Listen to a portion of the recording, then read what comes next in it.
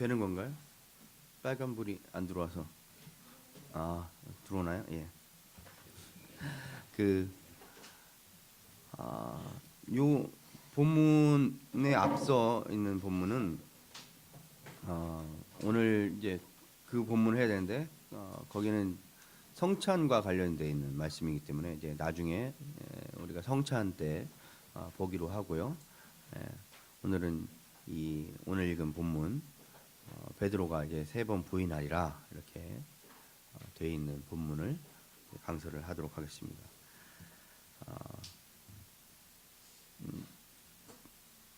제자들이 예수님을 버릴 것에 대해서 예언되어 있는 장면입니다. 예수님께서는 이 말씀을 하시면서 이제 책망하기보다 이 일이 구약에 있는 사건이고 그 구약에 예언되어 있는 사건이기 때문에 너희가 이제 이 일을 당할 건데 당하면서 어떤 일이 이제 올 걸 알고 예상하고 당하는 것과 그냥 당하는 건 큰 차이가 있으니까 예수님께서 예상을 할 수 있게 그래서 냉철하게 이 문제를 접근할 수 있게 하시기 위해서 이 설명을 하시는 것이다. 이렇게 이해됩니다. 그런데 제자들은 이 순간까지도 예수님의 말씀을 듣지 않고 도리어 예수님께서 너희가 나를 다 버리고 다 떠날 거다라고 하시는데도 불구하고 자기는 그러지 않겠다. 그래서 서서 충성을 맹세하는 베드로가 먼저 나서서 충성을 막 맹세하고 제자들로 따라서 충성을 막 맹세하는 그런 모습으로 돼 있습니다. 그러자 예수님께서 베드로에게 넌 나를 3번 부인하게 될 거다라고 하고 베드로는 내가 죽을지언정 그건 안 한다 이렇게 본문이 정리되어 있습니다. 우리는 뭐 그 다음의 내용을 다 알죠. 결국 베드로는 자기의 맹세와 다르게 예수님의 말씀처럼 3번 부인하고 이제 슬퍼하는 장면으로 이어지죠. 여기서 우리가 생각하게 될 건 이들이 자신의 각오와 고백이라는 것을 왜 못 지켜냈을까입니다. 이들이 보인 충성의 맹세, 충성의 서약 이런 게 다 진심이 아니기 때문일까? 베드로가 그 순간에 내가 죽을지언정 예수님을 버리지 않겠고 예수님을 부인하지 않겠습니다 라고 말한 것이 진심이 아닐까요? 우직해 보이는 이 베드로마저 그동안 쭉 충성심을 보이고 예수님께서도 그를 수제자로서 그렇게 하셨음에도 불구하고 이 순간만큼은 립서비스를 하는 거였기 때문에 그래서 나중에 배신을 하는 걸까요?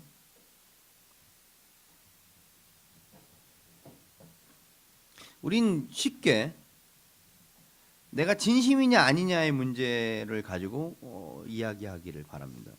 내가 진심이야. 어쩌란 말이에요. 그래서 어쩌라고요?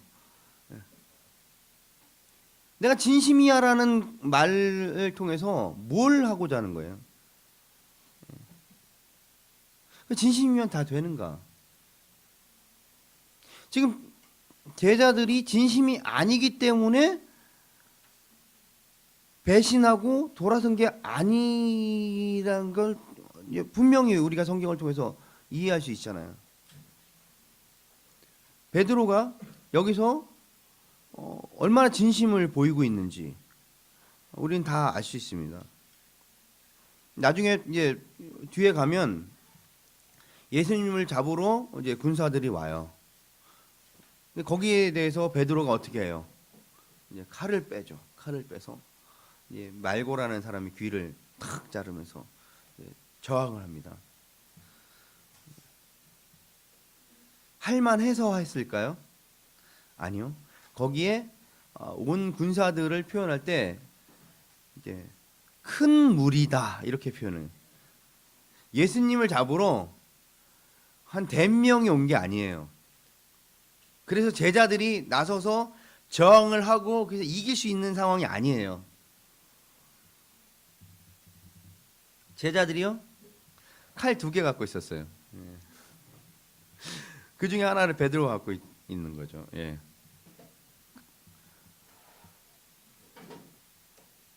그냥 목숨을 걸고 저항을 하는 거예요.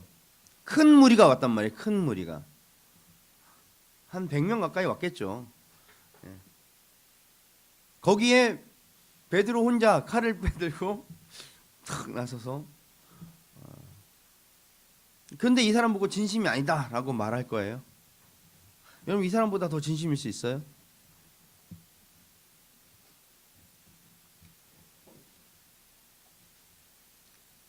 그렇다면 이제 우리가 그렇다면 어려운 문제에 빠지게 돼요. 그러면 하나님께서는 인간이 진심을 가지고 진정성을 가지고 각오를 하고 그렇게 해도 하나님께서 정하신 어떤 정하신 일이 있으면 예정하신 일이 있으면 아무리 인간이 진심 어리게 그걸 안 하길 원해도 그 죄를 안 짓길 원해도 질 수밖에 없는 것이다. 이렇게 보실 거예요. 인간의 진심과 다짐 이런 것과 전혀 상관없이 하나님께서 그냥 정해놓으시면 그냥 그대로 되는 거지. 뭐 거기에 이 말 저 말 할 게 없다 라고 생각할 수 있냐는 거죠. 그렇게 되면 어떻게 되냐면 도덕적인 굉장히 심각한 문제가 형성이 됩니다. 그 죄를 지은 사람 유다가 베드로가 뭐라고 항변할 수 있겠어요?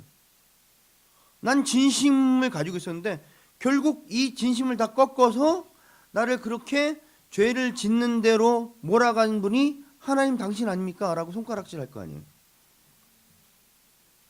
많은 사람들이 그런 얘기를 하죠. 유다가 하나님께서 시켜서 예정돼 있어서 예수님께서 그랬지 않냐.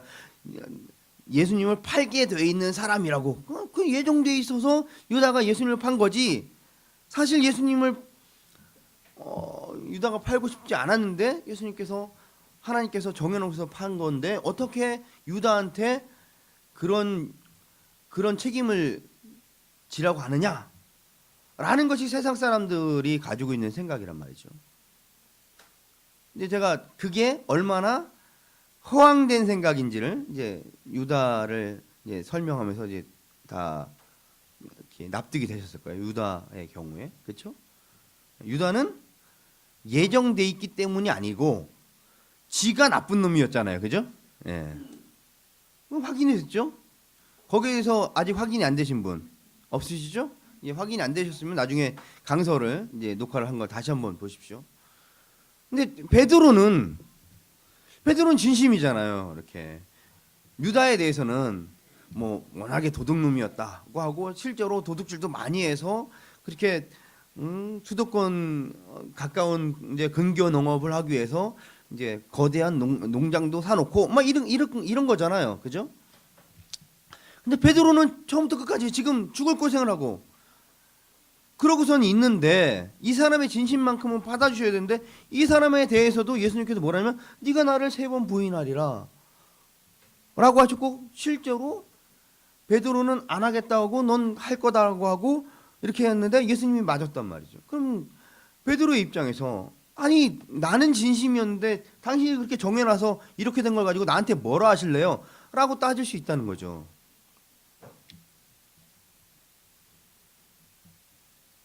하나님이 시켜놓고서 왜 이제 와서 나에게 벌 주시려고 하십니까? 라고 저항하고 싶은 심정이 분명히 들 겁니다. 그래서 우리는 다시 굉장히 어려운 문제로 이제 접근해 오는 거예요.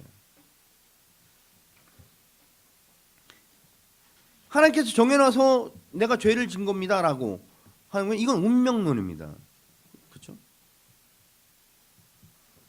이런 운명론을 가지고서 기독교 신앙이라고 생각하는 것만큼 기독교 신앙을 굉장히 저급한 것으로 끌어내리는 것이 없습니다. 여러분이 신앙을 잘못 가지기 시작하면 바로 이런 운명론 뒤로 이제 숨을 수 있죠. 여러분 죄를 져놓고서 이게 다 하나님 뜻이야 이렇게 하는 인간들을 보죠. 예. 그렇게 한다고 그런 거 아니냐는 이제 비아냥을 듣죠. 근데 그 비아냥을 들을 수밖에 없는 게 실제로 기독교인이라고 하면서 그런 방식으로 자기의 죄를 빠져나가고 도망가려는 놈이 있거든요. 그러면 안 돼. 그거는 기독교 신앙이라도 너무도 잘 이해하지 못하고 있는 거예요. 그런데 오늘 본문은 그걸 인정해야만 할 것 같은 분위기로 써 있잖아요. 분명히 인간적인 눈으로 볼 때 오늘 본문은 운명론적인 신앙을 지지하는 것 같이 우리 모두가 죄를 진다 할지라도 그 죄를 짓는 것은 결국 하나님께서 예정하신 것 때문에 짓는 것이다라는 분위기에 그런 변명이 가능한 것처럼 써 있다고요.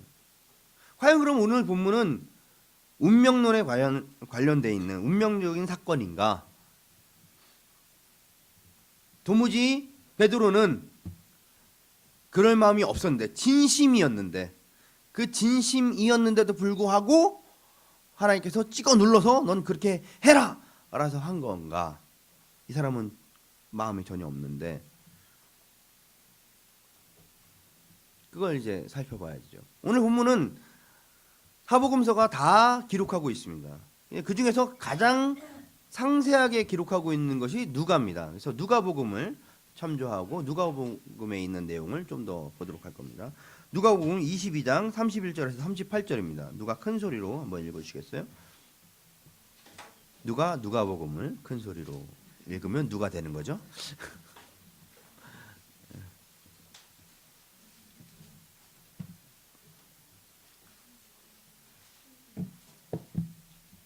22장 31절에서 38절입니다.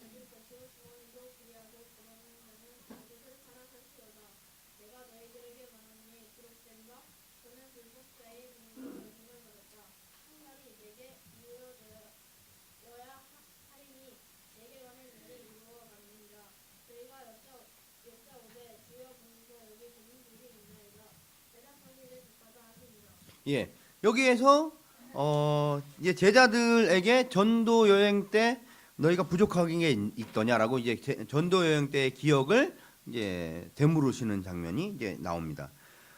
거기에 대해서 아무것도 부족함이 없었습니다. 이렇게 답을 하죠. 이건 하나님께서 친히 이 사람들을 공급하시고 자신들이 그 하나님의 공급하심에 따라서 사는 것을 경험하는 그런 경험을 이제 하게 하신 거예요.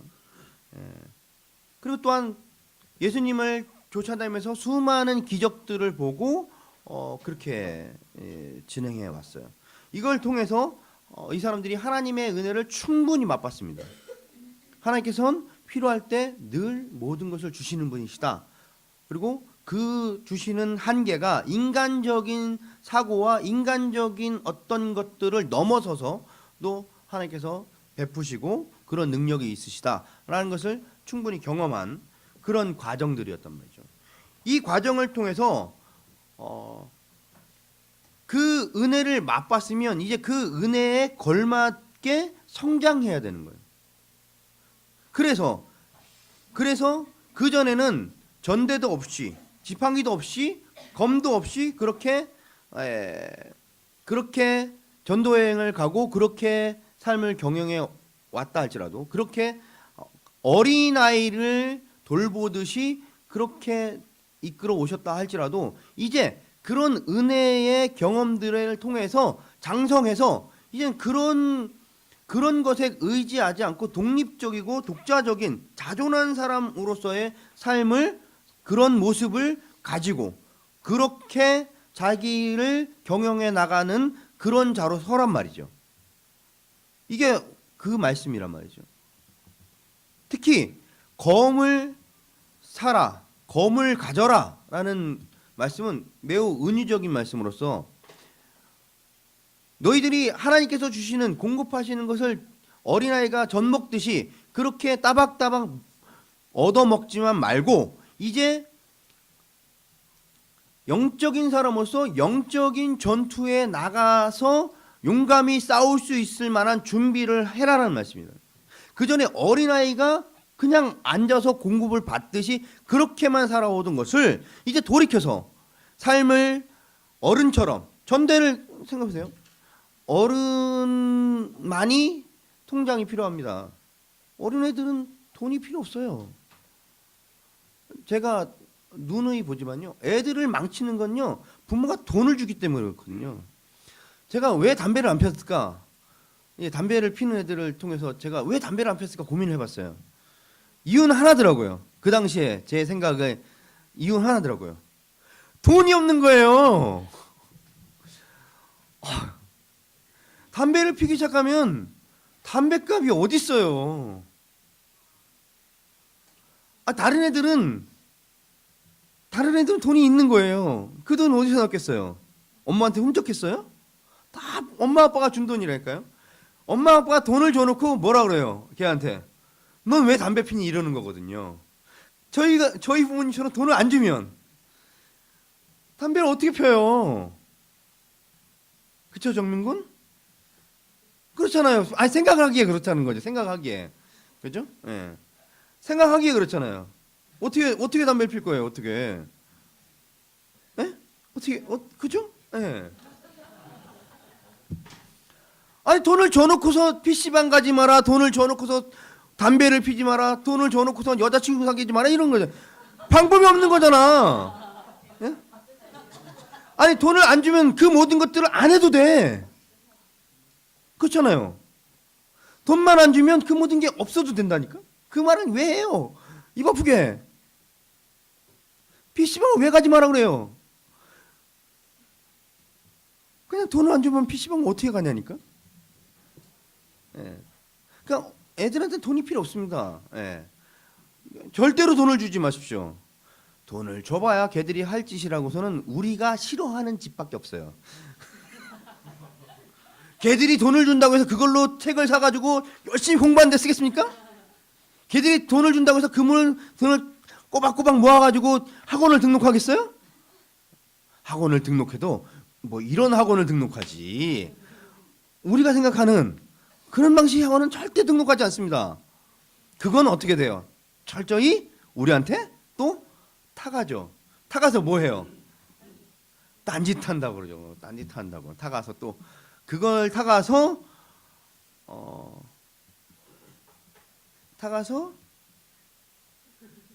등록을 하면 감사한 거고 그렇게 된다고요. 그러니까 전대, 이제 돈 주머니, 돈, 어떤 통장 이런 건 다 어른들이 자신의 삶을 경영하기 위해서 필요한 것들이란 말이죠. 즉 어른처럼 굴어라 이렇게 말씀하신 거예요. 어른처럼 굴 정도가 아니라 이제 어른을 넘어서서 영적인 전투를 싸워 나갈 수 있는 군사다운 면모를 갖춰라 이렇게 말씀하신 거거든요. 그런데 여기다 대고서 제자들이 어떻게 했어요? 이 말씀을 듣고 제대로 알아. 검이 2개 있습니다. 딱 꺼내는 거예요. 영적인 어떤 이야기로 비유를 들어서 말씀을 하시자 실제 검을 턱 꺼낸, 검으로 승하는 검으로 망한다는 예수님의 여태까지의 모습과 전혀 다른, 자기들도 심상치 않으니까 미리 준비를 한 거예요. 야, 역시 예수님께서 이 상황이 오니까 검을 찾으시는구나. 검을 턱 하니 꺼내놓는 거예요. 그러다 여기 예수님께서 뭐라고 그러세요? 그 다음에 족하다 이렇게 표현했어요. 족하다 이렇게. 검 2개면 된다. 이 뜻이겠어요? 족하다. 자신이 말씀하시던 것들을 의미한다고 봐야 돼요. 문법적으로 보면, 예. 상황으로 보면, 그렇죠? 문맥적으로 보시면 족하다고 표현하신 게 검 두 개면 된다는 말씀이겠어요? 아니면 내가 쭉 말해오던 건데 검이 딱 두 개 나오니까 더 할 말이 없다는 뜻이겠어요? 족하다. 족하면 뭐하는 거예요? 그만하자는 얘기잖아요. 그만하자. 무슨 얘기겠어요? 해도 안 되는구나. 더 말해봐야 무슨 소용 있니? 가 뭐예요? 족하다예요. 네.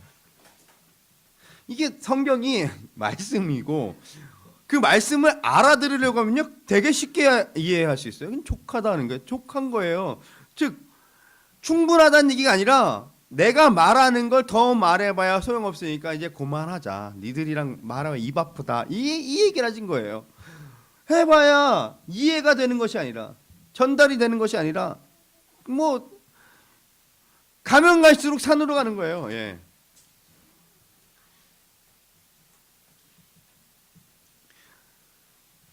이런 하나님의 은혜를 충분히 맛봤는데 충분히 그런 실증들이 주어졌는데도 불구하고 전혀 예수님의 말씀 이 시점이 다다랐을 때까지 지금 예수님께서는 죽음을 실제로 예고하고 지금 오늘 밤 잡히시게 되는 이 상황 앞에서 말씀하시는데도 불구하고 제자들은 아무것도 준비되어 있지 않는 거예요. 정말 아무것도 준비되어 있지 않는 거예요. 칼 두 자루 말고.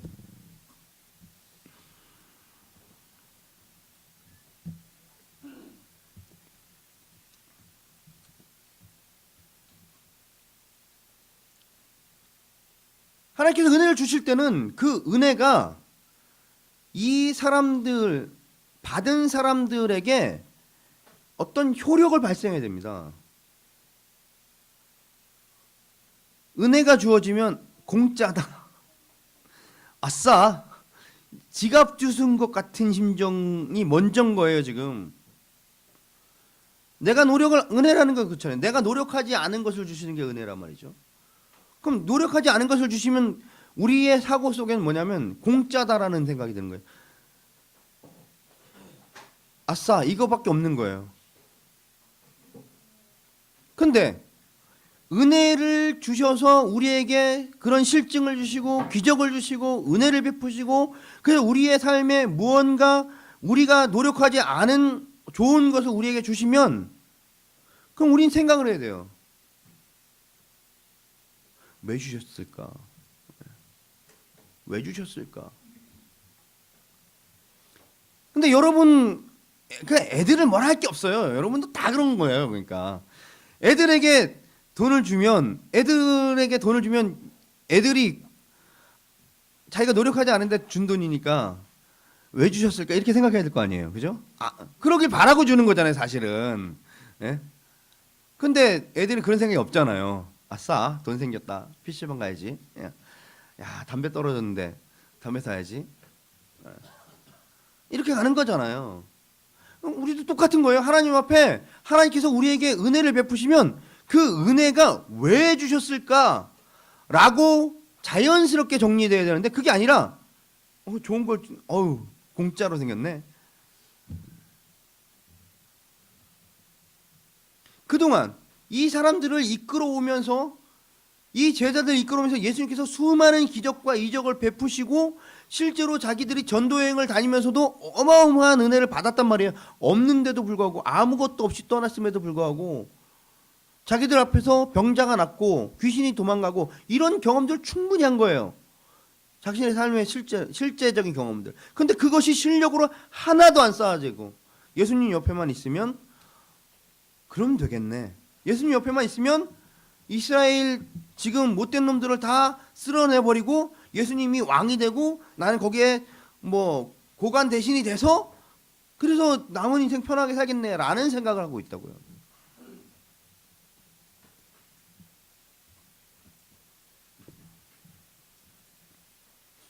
그 속에서 하나님과의 교제, 예수 그리스도가 누구신가에 대한 인식 이런 것이 자라 올라오지 않고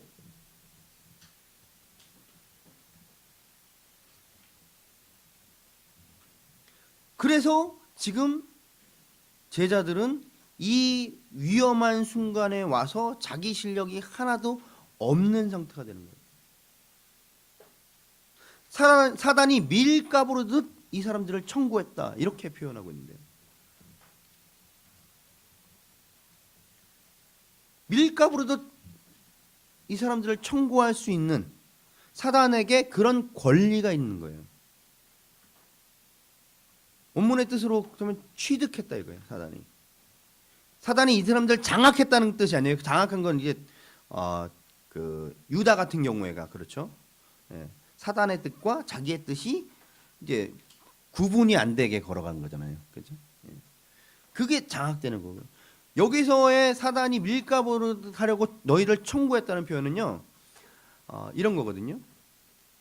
그런 은혜를 충분히 베푸셨으니까 그 은혜에 걸맞는 실력이 있는지 내가 보겠습니다거든요. 이렇게 얘기하면 누가 팍 떠올라요? 이 얘기를 딱 들으면 누가 딱 떠올라요? 욥이 떠올라야죠. 욥이. 사단이 욥을 시험에 걸기 위해서 어떻게 돼요? 하나님께서 그렇게 은혜를 베푸시고 잘해주니까 욥이 하나님을 잘 섬기는 거지, 조금만 못해주면 바로 돌아설걸요? 이렇게 청구하잖아요. 마찬가지인 거예요. 제자들에 대해서 충분히 그만큼 은혜를 베푸시고 그만큼 이 사람들을 영적으로 키우기 위해서 양식을 공급하셨으면 이제 실력을 보여야 되겠죠 라고 사단이 청구할 수 있는 거예요. 그러니까 여러분께서 은혜가 주어지면요, 그 은혜가 주어지는 것을 보고 기뻐하시기도 하지만 긴장하셔야 돼요. 이걸 통해서 내가 잘하지 않으면 사단이 밀가부르듯 까부르는 그 지점에 가서 제자들의 지금 모습처럼 말도 못 알아듣고 그냥 바로 넘어질 수밖에 없는 거란 말이죠.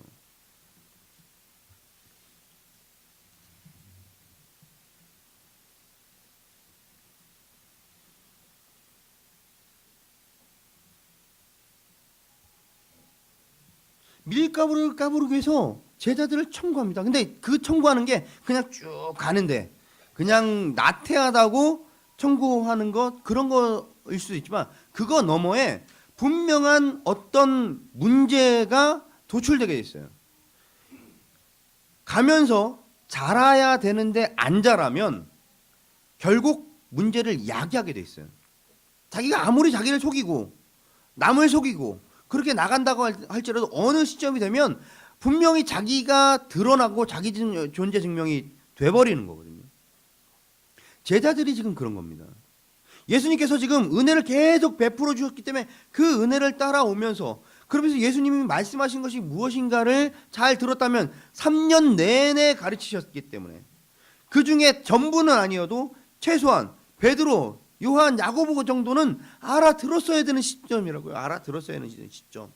그런데 그 지점까지 오면서도 전혀 못 알아들었고 못 알아들었음을 분명히 드러내는 그런 사건이 벌어졌습니다. 그게 뭐냐? 누가복음 방금 전에 읽은 바로 위에요.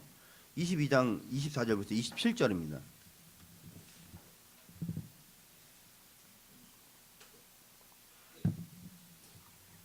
누가 읽어주세요? 예.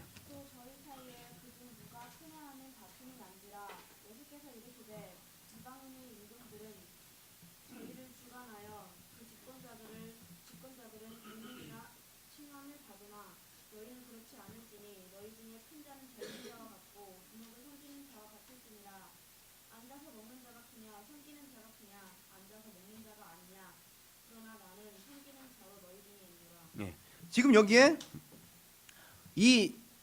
지금 읽은 이 본문 이전에도 어떤 일이 벌어지면 길을 가면서 예수님께서 가시는데 뒤에서 지들끼리 논쟁이 붙는 거예요. 누가 큰 자냐.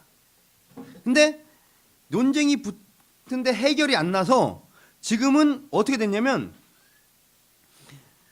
이 유월절 식사를 하기 전에 지들끼리 논쟁의 수준이 아니라 다툼이 일어났다고요. 싸우고 있는 거예요. 여러 번 설명이 됐죠. 베드로파와 야고보 요한파, 즉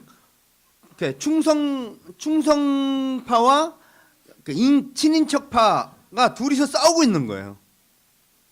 예수님이 지금 난 죽어야 된다고 얘기하고 있는데 지들끼리는 야 내일 예루살렘 올라가서 예수님께서 기적을 베푸신 야 오병이어의 기적도 베푸신 분이 그냥 한 말씀만 하면 그냥 그 병사들이 그냥 다 쓰러져 버릴지 몰라. 그러고 나면 이제 장악하고 나면 우리가 이걸 예수님 혼자서 통치할 수 있는 것도 아니고 우리가 다 통치권을 받아서 해야 되는데 누가 총리를 할 거지? 라는 싸움을 한 거라고요. 베드로파와 친인척 야고보 요한파. 그러니까 서로 맞붙어서 싸우고 있는 거예요.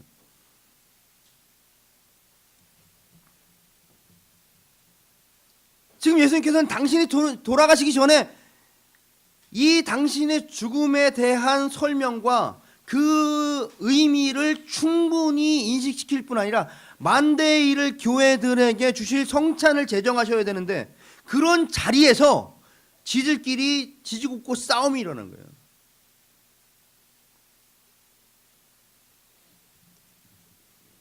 그래 놓고 하나님께서 죄를 짓게 예정하셔서 죄를 졌습니다라는 말을 할 수 있냐 말이에요.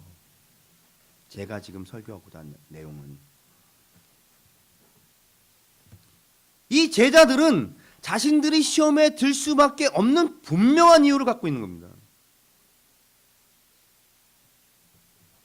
자기들이 은혜를 따라서 장성해야 되는 걸 장성하지 않았을 뿐 아니라 조금도 변하지 않고 그 은혜를 통해서 자기들의 굳은 마음, 자기들의 인간적인 욕심, 자기들의 세상적인 욕심을 하나도 내려버리는 게 없어요.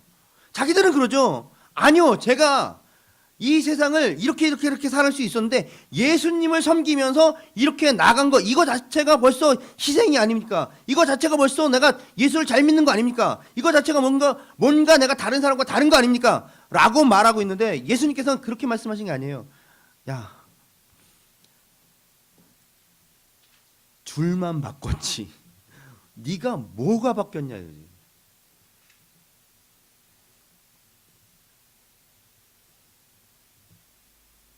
전혀 세상적인 어떤 욕구와 욕심을 하나도 내려놓은 게 없는 거죠.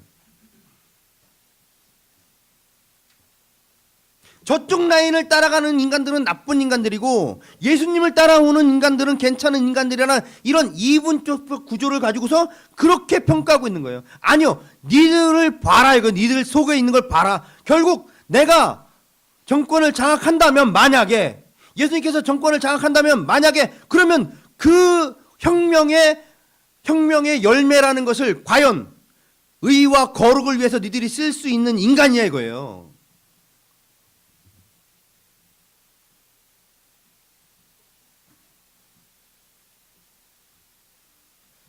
이들이 지금 권력을 갖고 있는 그들과 다를 거냐 이거예요. 혁명의 나쁜 점이 무엇인지 아십니까? 혁명의 나쁜 점은 그 많은 피를 흘리고서도 변화되는 게 없다는 거예요. 근본적인 변화가 일어나지 않는 거예요.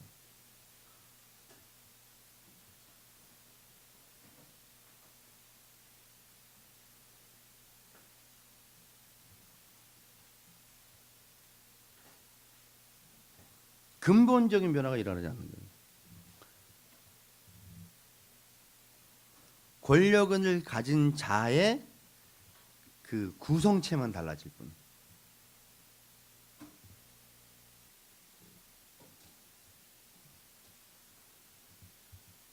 진정으로 인간을 위한 혁명이 무엇인가를 고민해 봐야 되는 거죠.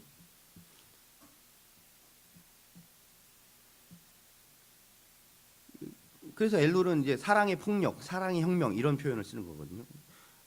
여러분 지금 뭔 소리야 이렇게 드시겠지만 나중에 엘룰의 책을 읽어보시면 아마 제가 이렇게 표현할 수밖에 없고 엘룰도 그렇게 표현할 수밖에 없고 왠지 낭만주의적으로 표현한 것 같죠. 전혀 그렇지 않고요. 매우 실제적입니다.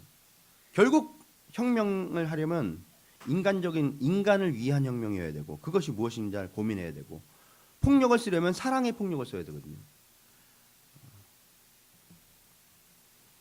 사랑이 폭력이 될 수 있다. 뭐 굉장한 거죠. 예.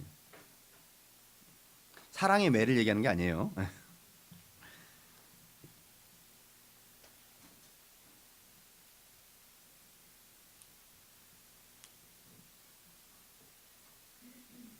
베드로와 그 제자들이, 특히 베드로가 예수님을 3번 부인하게 되리라는 것은 예수님께서 정하셨기 때문에, 하나님께서 정하셨기 때문에 자기가 어쩔 수 없이 짓는 죄가 아니라 베드로가 지은 죄들에 대한 결과물을 보시면서 그렇게 될 수밖에 없는 것이다라는 말씀인 거예요. 우리가 간혹 그러잖아요. 너 그러다 맞겠다, 이렇게. 그건 거예요. 예. 얘한테 아무것도 없는데 너 맞겠다 이러는 부분은 없어요. 그죠?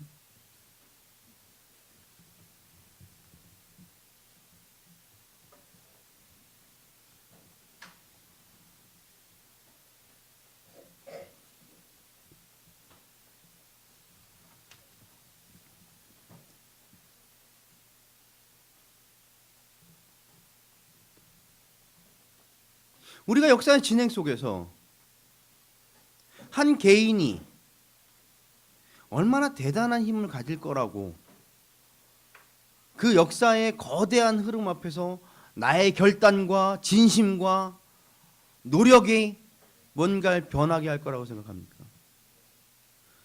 예수님께서 너희가 다 나를 부인하고 나를 팔리라고 말씀하실 때 감히 나서서 저는 안 그럴 겁니다라고 얘기하는 것이 얼마나 우스운 얘기가 되냐 말이죠. 역사가 거대한 산사태처럼 밀고 올라가는데, 밀고 내려오는데 그 앞에 선 개미 한 마리가 내 온 힘을 다해서 이걸 막아버리라는 얘기랑 별반 다르다는 거죠. 그걸 깨닫지 못하고, 그걸 인식하지 못하고 자기의 힘이 뭐 대단한 것처럼 구는 것, 그게 교만이라고요. 우리 현석 군이 저한테 그 겸손과 교만에 대한 설명을 제가 했을 때, 겸손하다는 것은 제가 뭐 있나요 이렇게 하는 게 아니라 자기를 잘 깨닫는 것이, 내가 할 수 있는 것을 할 수 있고 할 수 없는 건 할 수 없다고 생각하고 그렇게 말하는 것이 겸손이다. 그러니까 굉장히 훌륭한 말씀 같은데 그 얘기를 듣고서 더 헷갈린다고 그러더라고요. 그래서 제가 그래서 명답을 제시했습니다. 뭐라고 하냐면, 실력이 없기 때문에 지금 아무것도 할 수 없어서 겸손한 게 뭔지 교만한 게 뭔지 모른다고, 그냥 할 수 있다고 생각하면 모든 게 교만한 거라고. 예, 명답이죠. 예. 실력이 있어야 겸손이든 교만이든 떨죠. 그냥 실력이 없으면 그냥 무조건 교만한 거예요. 예. 그렇잖아요. 실력이 없으면 무조건 교만한 거죠. 실력을 갖추고 내가 무엇을 할 수 있는지 없는지를 명확하게 인식해야 그때 가서야 겸손이든지 교만이든지 내가 나오는 거예요. 실력이 없으면 절대 겸손할 수 없어요. 왜? 할 수 있는 게 하나도 없으니까. 근데 하나도 없으면 하나도 없다고 해야 되는데 꼭 할 수 있는 것처럼 굴거든요. 베드로처럼, 제자들처럼.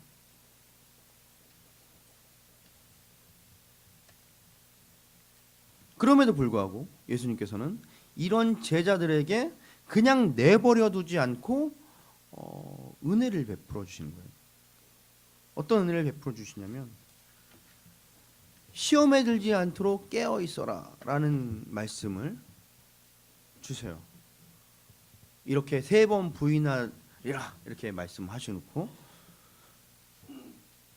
같이 또 기도하러 가서 시험에 들지 않도록 기도해라 이렇게 말씀을 하셔요. 그러면 여기서 이제 학자들이 어떻게 보는 사람들이 많냐면, 여기서 베드로가 결국 열심히 기도합니까? 아니죠? 예, 존단 말이에요. 결국 3번을 깨우다가 예수님께서 포기하셔요. 예, 그러니까 여기서 열심히 기도를 했으면 예수님을 부인하지 않았을 것 같다 이렇게 생각하는데, 그렇지 않고요. 여기서 시험에 들지 않게 기도하라는 건요, 부인하는 사건 그 너머에 있는 사건을 가지고 말씀하신 거거든요. 부인을 하더라도, 예수님을 모른다고 부인하고 저주하고 돌아선다 할지라도 그 다음에 돌이킬 때에 돌이키라는 말씀을 주시는 거예요. 언제예요 그게? 예수께서 부활하시고 그러고선 만나주시는, 예수님께서 부활하신 장면을 보고 베드로를 특별히 위로하기 위해서 따로 만났는데도 불구하고 베드로는 깨닫지 못하고 먼저 예수님께서 갈릴리에 가 있겠다고 말씀하셨는데도 불구하고 갈릴리로 안 간다고요. 아니 가서 예수님을 만날 생각하지 않고 뭐하러 가요? 고기 잡으러 간다고요. 고기 잡으러 가버려요. 그러니까 자기 생업으로 돌아갑니다. 예수님께서 뭐라고 하셔요? 내 형제를 굳게 하라. 사명을 주셨잖아요. 내 형제를 굳게 하라. 그런데 그 사명은 어떻게 해요? 집어 던지고 자기는 고기 잡으러 가버린다고요.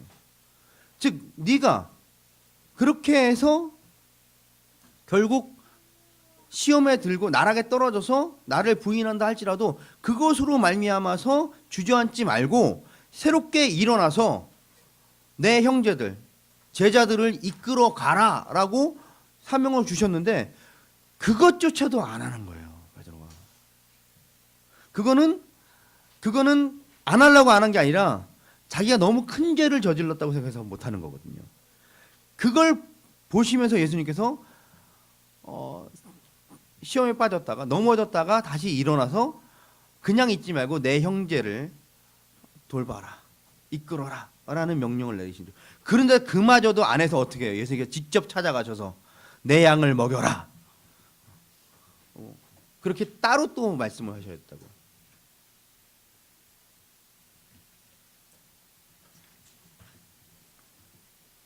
여기서 베드로에게 새롭게 이 말씀을 하시는 이유는 너는 돌이킨 후에 내 형제를 굳게 하라라는 이 말씀을 주시는 건 전적으로 베드로를 위한 말씀이에요. 새로운 사명을 주시는 거예요. 새로운 사명을. 베드로가 아니라도 충분히 다른 사람들을 통해서 이 일을 이루실 수 있음에도 불구하고 돌이킨 후에 네가 넘어졌다가 나를 부인했다가 그 다음에 돌이킨 후에 그냥 돌이키고 날 예수 믿는다 이렇게만 하고 살지 말고 돌이킨 후에 내 형제들을 굳게 하기 위해서 네가 힘써 일하라는 사명을 주심으로써 베드로에게 새로운 사명과 새로운 일터를 주신 거거든요.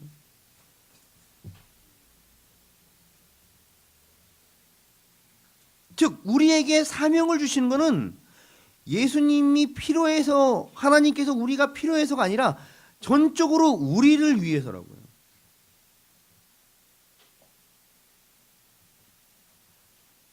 즉 사명은 나를 위해서가 아니라 그러니까 하나님을 위해서가 아니라 나를 위해 주시는 거예요.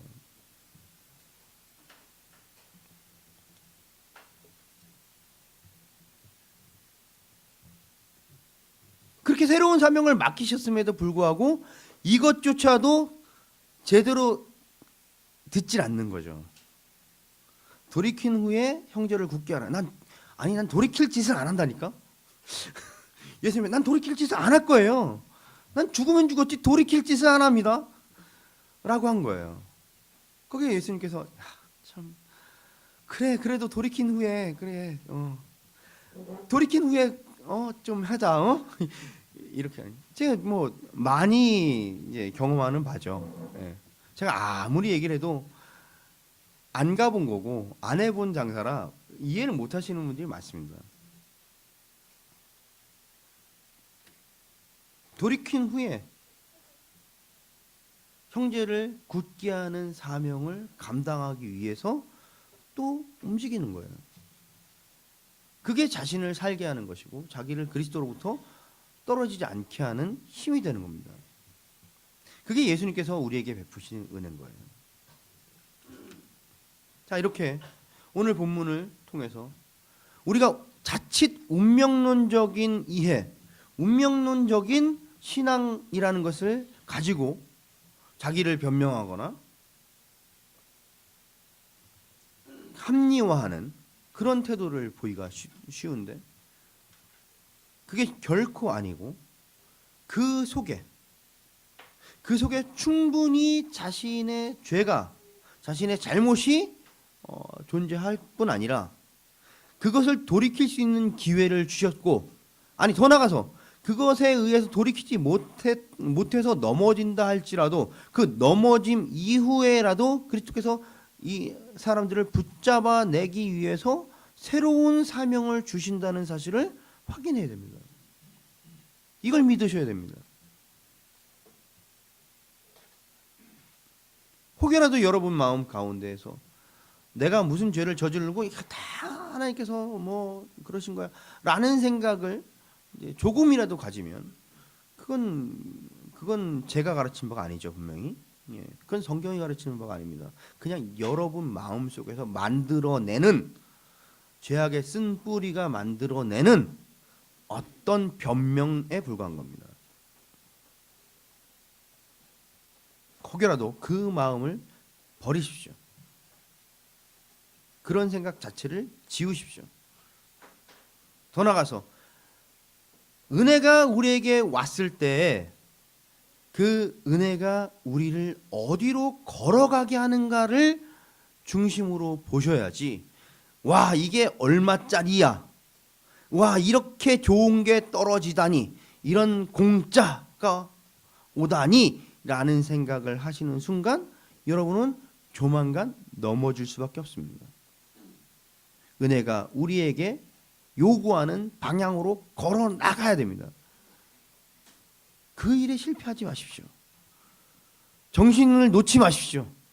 뭐가 돈다발이 떨어졌다고 정신을 놓으시면 안 됩니다. 은혜가 우리에게 왔다고 정신을 놓으시면 안 돼요. 그게 요구하는 대로 걸어가려겠다고 애를 쓰셔야 됩니다. 그게 놓쳐지는 순간 우리는 넘어지는 게 예정되어 있습니다. 그 얘기인 겁니다. 그냥 아무것도 없는데 너는 예수를 팔고 너는 예수를 부인하고 이게 아닙니다. 착각하지 마십시오. 더 나가서 다 좋습니다.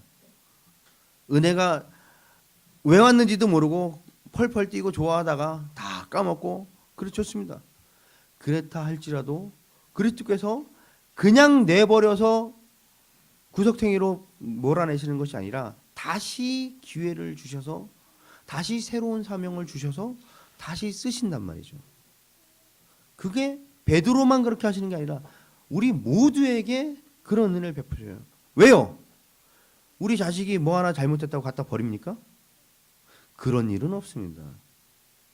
그것처럼 그리스도께서도 당신의 제자들을, 당신이 사랑하는 사람들을 그 실수와 죄의 문제 앞에서라도 새롭게 회복해 나가도록 다시 기회를 주시는 거예요. 그래서 다시 기회를 주시는 방법은 뭐예요? 사명을 다시 주시는 거예요.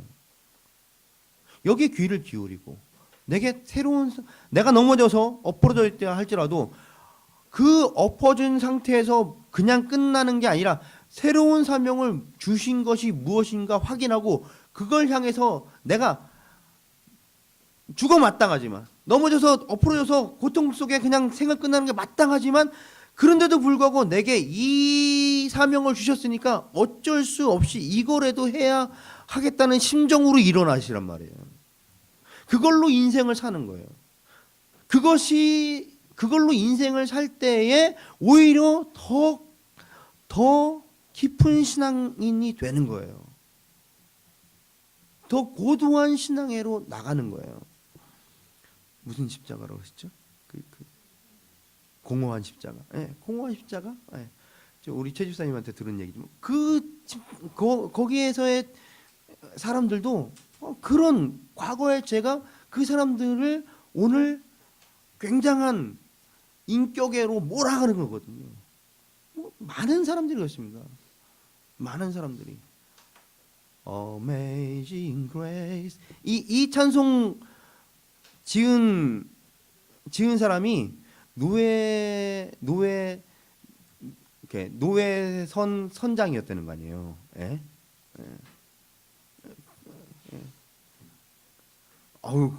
이거 기존교회에서 많이 하는데 오늘 처음 내가 얘기했구나. 노예선 선장이었대요. 그런 거예요. 우리 인생이라는 게 한 번 엎어지고 한 번 잘못했다고 해서 끝나도록 하신 것이 아니라 새로운 사명을 주셔서 새로운 사람으로 거듭나서 걸어나가게 하신다고요. 제가 사도행전 초반에 베드로에 대해서 강설하면서 많이 설명을 드렸습니다. 베드로가 그 이후에 어떤 사람이 됐는가? 그가 가지게 된 그 기쁨을 이해하시면 이 넘어짐이 그에게 끝이 아니고 새로운 사명을 주셨다는 사실이 그를 얼마나 고도한 데로 이끌어 가는가에 대해서 생각하시고 여러분의 삶 속에서도 충분히 그렇게 은혜를 베푸실 것을 믿으시기 바랍니다. 예, 이런 때는 아멘 한번 해야 될 것 같아요. 믿으시기 바랍니다. 예, 기도하시겠습니다.